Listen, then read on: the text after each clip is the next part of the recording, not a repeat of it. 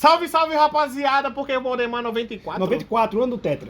Eu queria começar dizendo que é uma vergonha o Flamengo tá fazendo nesse grupo da Libertadores. O grupo mais fácil dessa Libertadores. Tem dois inclusive. estreantes, dois times muito ruins e o Racing capengando e o Flamengo com 4 jogos tem 5 pontos.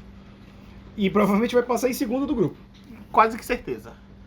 E já pega o Racing agora na próxima rodada no Maracanã, tendo a obrigação de ganhar. A vantagem é que os próximos 2 jogos do Flamengo são em casa, né? Ou desvantagem. Tem isso. Porque é o Flamengo. Porque é o Flamengo 2023. Que é o Flamengo tudo capengado. O Flamengo é o time é o segundo time que tem mais gols sofridos no ano do time da Série A. Só ganha no Bahia, que tem mais gols sofridos que ele. Caramba.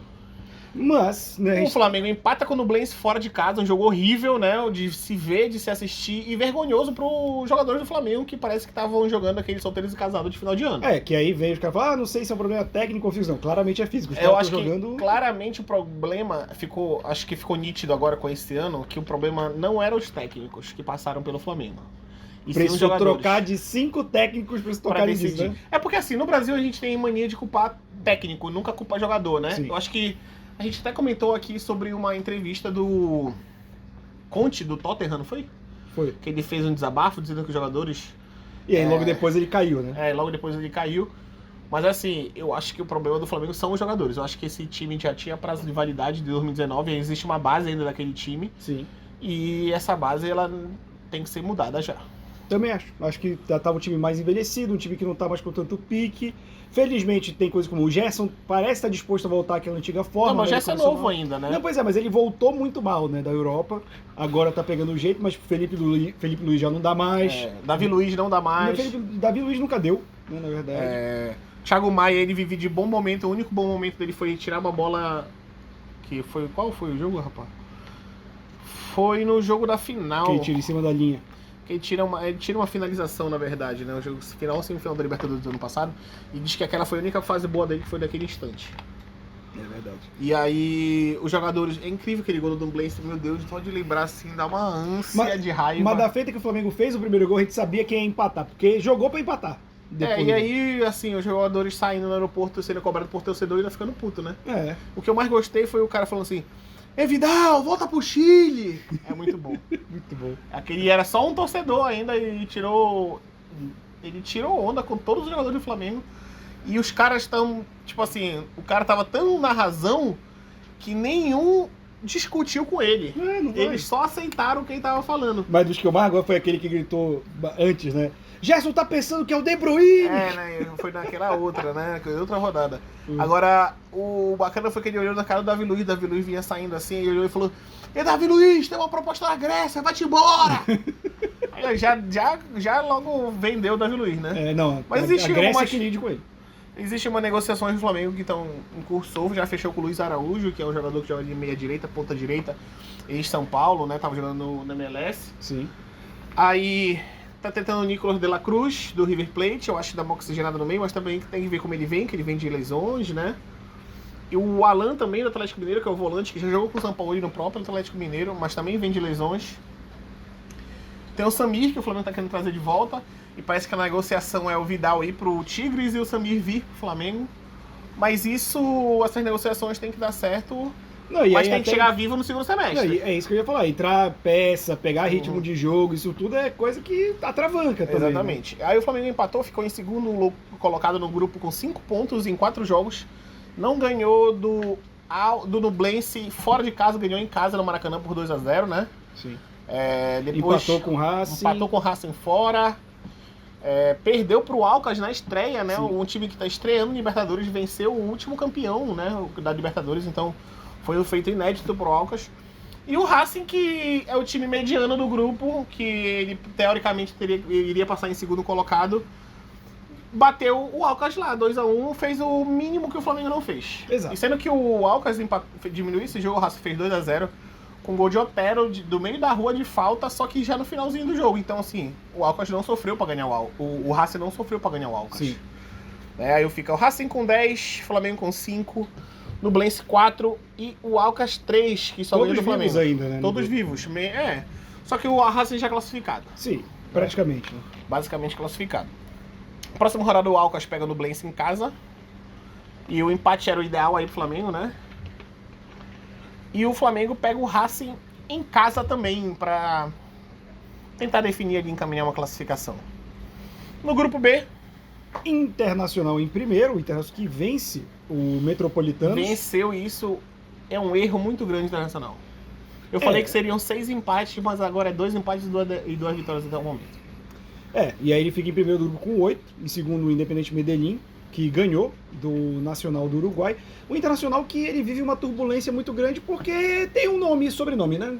Mano Menezes. Exatamente, que nunca foi técnico na vida. Mas o Internacional vai se afundar cada vez mais, principalmente no brasileiro. E o Internacional jogando essa bola vai passar do grupo, mas não, acho que não vai longe desse mata-mata. O Inter gosta de técnico, né? Que nunca foi técnico. Gosta. Dunga, Falcão. Gosta de experimentar, né? É. Aí a próxima rodada Nacional do Uruguai vai pegar o Inter em casa, né? No Parque Central. E o Metropolitano pega o Independente Medellín, que o grupo tá embolado ali O entre os três, né? Metropolitano, ele tá virtualmente eliminado. né? É o saco de pancadas. Não, virtualmente ainda Não, não já tá. tá. Não, já Ele tá. só chega em Ele 6. Só chega em 6, né? Não tem mais como. Ele só poderia brigar ali pela uma... Como é? Sul-Americana. Nem isso. Ele não chega em 7. Nem isso. Ele já tá eliminado do grupo. Tá eliminado de fato. Então a briga fica ali entre Medellín, Nacional e o Internacional, que todos têm a mesma... Tem a possibilidade de ser o primeiro do grupo, inclusive. Sim. Ou de ficar fora. Ou de ficar fora. No grupo C, Bolívar é o líder do grupo, né? Sim. Ganha do Barcelona de Guayaquil em casa de 1-0. E o Palmeiras ganha fora de casa do Cerro Porteño 3-0. Jogo fácil pro Palmeiras, Fácil. né? Foi o jogo mais fácil do brasileiro na rodada, assim, que o Palmeiras fez ser fácil. O né? que eu acho que tem um padrão que o Abel tem feito, que eu acho que é muito válido, e tem dado resultado e tem dado certo. Ele tenta resolver os jogos do primeiro tempo, ou início do segundo tempo, para ele poupar os jogadores no jogo, e não antes de começar o jogo. Exato. Né? Então eu acho que é uma estratégia muito boa. Engraçado, né, que o Abel ele tem umas mutações a cada temporada que passa, né? Ele é um cara que Quando ele ele tá começou- apto a mudar o estilo, né? Quando ele começou, era aquele time mais pragmático, de contra-ataque, de uma bola, reativo, né? Bem defensivo. Aí quando né? foi na temporada passada, ele foi um time explosivo, foi pra cima, fez muito gols e recordes de gols, né? E aí, essa temporada ele tá mesclando um pouco disso. E o que eu mais tô gostando é como ele poupa o jogador. Ele começa o jogo com a intensidade a 1000 pra definir jogos. E aí ele começa a tira Dudu, tira Rafael Veiga, tira Rony, né? E o Sim. Endrick continua no sub-20. Pra ele ir pro Real Madrid e sofrer racismo que nem o Vinícius, porque o Real Madrid não faz nada pros seus jogadores. E aí o Endrick é o novo Lulinha, já tá escrito, eu já patenteei isso daí. E você ouviu aqui primeiro. E aí o grupo fica com o Bolívar com 9, Palmeiras com 9 também, o Barcelona de Guayaquil com 3 e o Cerro Porteño com 3. Meio que definido, né? Vai ficar meio que a disputa pela Sul-Americana, porque muito Isso aí difícil é disputa pelo primeiro lugar, mas o Palmeiras vai pegar o Bolívar, né, em casa, aí vai destroçar o Bolívar, né? Inclusive o Palmeiras joga contra o Barcelona do Guayaquil em casa para definir classificação. Depois pega o Bolívar em casa para ratificar o primeiro colocado do grupo. E o Fluminense é engraçado, né, cara? O Fluminense ele perde do The Strongest, o Fluminense tá passando por um momento meio turbulento, aí aquele período do Fernando Diniz que a gente sempre fala, né, que quando tem lesão, começa a perder um jogo aqui e ali, Olha, já... eu acho que o River Plate tá igual a Argentina na Copa do Mundo. Acho que vai... Capengou no grupo e vai engatar na mata-mata. E o jogo da vida do River Plate vai ser o próximo, né? O jogo dessa rodada foi The Strongest 1, Fluminense 0, o Sport Cristal 1-1 com o River Plate fora de casa, e o River Plate vai decidir a vida contra o Fluminense, cara, porque se ele perder pro Fluminense, vai ficar muito difícil ele se classificar nesse grupo. Então, o Fluminense vai sofrer dentro de casa, que o River Plate vai vir com tudo pra cima, cara. Não, fora de casa não casa, né? Porque era um monumental. E aí, assim, o River Plate ganhando, ele vai para 7 pontos. E ele vai meio que encostar ali, mas o The Strongest joga em casa contra o Sporting Cristal. Mas o River Plate define sua vida no final contra o The Strongest, Na jogo Argentina, confronto sim. direto, né? Então, assim, em teoria, o River Plate passa tranquilo no grupo. Teoria não, né? Ele tranquilo não, porque ele pega o Fluminense, né? Mas ele, teoricamente, vai... Digamos, se ele fizesse 6 pontos em casa, ele vai para 10. Mas o Fluminense pega o Sporting Cristal em casa, que a probabilidade de vitória é muito grande. Esse resultado do Fluminense foi ruim em dobro, porque ele podia já carimbar a classificação, né? Iria pra 12 pontos. E ele deixaria o The Strongest abaixo Se do matar River Plate. com o River Plate. Mas o Fernandinho poupou, e quando eu vi a escalação, eu comentei que o Fluminense ia perder. E era pra ter perdido de 4-5, tá? Porque o Fábio salvou muito. O Fábio tá trabalhando muito, cara. Tá, olha, cuidado aí. Ele é vítima da reforma trabalhista, né? Tá com 60 anos trabalhando. Né? Exatamente. Culpa do Bolsonaro. É verdade. E no grupo E, o nosso querido Coringão. Coringão tá ali, né? Querendo disputar uma Série B ano que vem. Tá trabalhando forte, né? Dizem que a melhor coisa do Corinthians hoje é a entrevista pós-jogo do Luxemburgo, que já tá senil, né? Tá falando nada com nada, mete uns jargões ali pra galera rir, mas futebol que é bom, zero. Fato. Empatou, aí, né? O Corinthians empata fora de casa contra o Argentino Júnior, né? O Argentino Infantil. Time de pelada mesmo. E aí o resultado mais pra mim mais surpreendente no grupo foi o Liverpool ganhar do Independente Del Valle em casa. Que dá uma sobrevida pro Corinthians. Porque o Liverpool... que deu. Porque se o Independente Del Valle ganha, ele ia pra 9. E aí ia 9 e 8 e o Corinthians basicamente ia ter que chegar contar. Em 10 no máximo, né? Ia ter que fazer continhas. Mas o grupo ficou Argentino Júnior com 8, Independente Del Valle 6, Corinthians 4 e Liverpool 4. Esse daqui a gente disse que era Corinthians e Del Valle, né? Mas... eu acho que o Argentino Júnior surpreendeu aí. Sim. O Corinthians vai pegar o Independente Del Valle fora de casa e vai ser eliminado. E vai ser eliminado da Libertadores na próxima rodada já. E o Argentino Júnior pega o Liverpool. Esse jogo é dia 7 de junho. Que cai numa... não sei que dia da semana. Cara. Dia 10 é sábado, 9 quinta. Quinta-feira. No grupo F do grupo do Boca Juniors, que é o grupo inútil, que não tem nada de importante. O Boca Juniors, ainda assim com a derrota pro Deportivo Pereira, que é o segundo do grupo, ganhou de 1-0 do Boca. O Boca foi pra... continuou com 7 pontos e o Deportivo Pereira foi pra 7. E segunda colocação, né? Empata com o Monagas fora, que é um resultado ruim, porque o Monagas não venceu nessa Libertadores até o momento. 2 empates somente. E o Colo-Colo poderia ter encostado ali em 7 também, junto com os dois que estão liderando. Na próxima rodada, provavelmente o Boca vai definir em casa 2 jogos agora, pega o Colo-Colo em casa na La Bombonera e depois o Monagas. E basicamente pra mim tá classificado, porque com mais uma vitória em cima do Monagas já vai pra 10. E mesmo não importando o resultado do Colo-Colo em casa também, porque o Colo-Colo tem confronto direto com o Deportivo Pereira, né, por essa segunda vaga. Que é a última rodada, né? Exatamente. E o Galudo acordou. Será que foi tarde pra acordar? Não, tá ali, né? Tá em segundo colocado. A questão dele é que os 2 últimos jogos na fase de grupo são fora, que é complicado.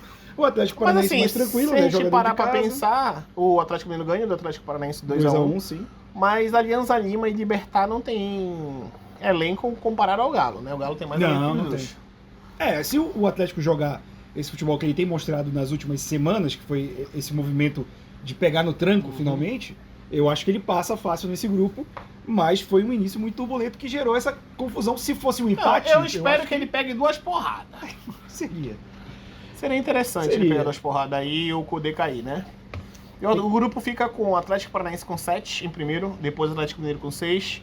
O próprio Libertad, que ganhou do Atlético Mineiro na estreia da Libertadores no Mineirão, com 6 também. E o Alianza Lima com 4, ou seja, todos os times ainda disputando vaga para a próxima fase. E o segundo grupo mais inútil da competição é o grupo H, com o Atlético Nacional com 10 pontos já classificado. O Olímpia com 8, faltando um empate para se classificar. E o Patronato e Melgar 3 e 1, respectivamente. É justo. O Atlético Nacional ganha fora do Melgar e o Olímpia ganha fora do Patronato também.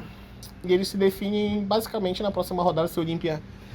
dificilmente vai mudar do como tá o grupo hoje, né? Só vai mudar ali a briga pelo primeiro colocado, Sim. que é confronto direto já Olímpia e Atlético Nacional. No momento, o artilheiro da competição é o Paulinho do Atlético Mineiro com 7 gols, Cano em terceiro com 5. Agora, infelizmente, a gente tem que falar do título do Campeonato Paraense. Precisamos, né? Tem que falar, né? Parabéns, Águia de Marabá, é o novo campeão, primeira vez campeão. Já tinha batido na trave alguns anos, 2, 3 vezes, né? Já tinha ido pra final e não com direito a golaço. Golaço de bicicleta, né? Porque abriu o jogo, o Águia vence o primeiro jogo de 1-0, então o Remo já entra precisando reverter a desvantagem. Só que aí o Águia começa metendo um golaço de bicicleta e o Remo começa a jogar no desespero. Empata no primeiro tempo. Finalzinho do primeiro tempo, aos 46 do primeiro tempo. O gol do Pedro Vitor. E aí o segundo tempo já começa um jogo de desespero. O nosso querido Show ainda me faz uma lambança. Foi sem querer, que ele não viu o jogador, mas sem querer é falta. Exatamente. Então foi exatamente o que eu se falei. vê intenção. Por mais que ele tenha ele subiu olhando pra bola, mas com o joelho muito erguido, com um choque na costela do jogador. Ficou bem escancarado. Ele subiu de forma desastrosa, na verdade, né? Sim. O que ocasionou o cartão vermelho. Tinha VAR, né?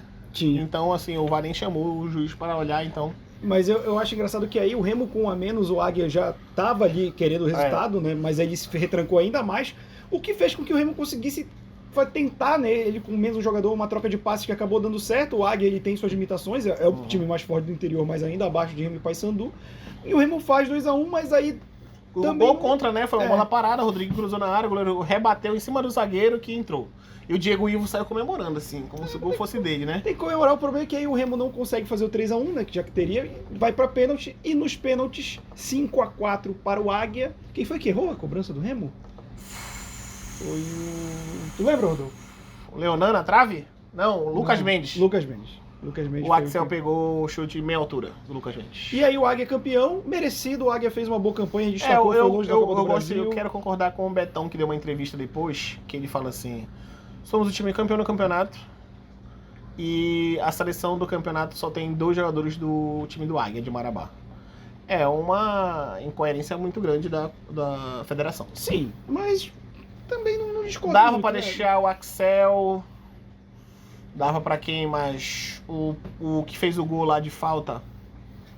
Betão também fez uma boa competição. Balão Marabá, que fez o gol de falta. O Luan Paredes só não foi o melhor atacante porque o Mário Sérgio e o Buriqui fizeram bastante gol. Sim, né? sim, Então, fizeram bons campeonatos. Então não dava pro Luan Paredes. Mas aí é o Remo acumulando mais uma vergonha esse ano, né? E eu falei aqui antes, o meu medo pra essa trajetória do Remo é que usasse de bengala, como muitas vezes é usado, o título estadual.